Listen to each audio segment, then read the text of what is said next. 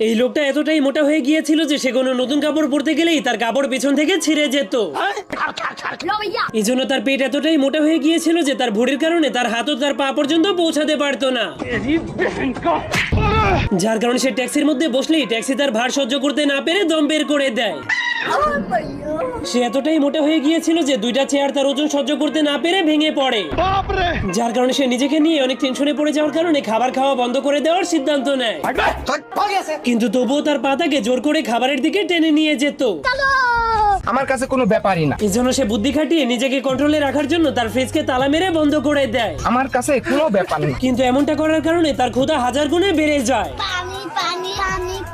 যার কারণে সে তার পেটটাকে শক্ত করে বেঁধে দিয়ে বই পড়ার জন্য বসে পড়ে। কিন্তু সেই বইয়ের মধ্যে শুধু অনেক মজার মজার খাবারের ছবি আসছিল, এমনকি তখন সে তার চারপাশে শুধু মজার মজার খাবারের ছবি দেখছিল, যার কারণে সে নিজেকে কন্ট্রোলে রাখার জন্য ক্ষুধা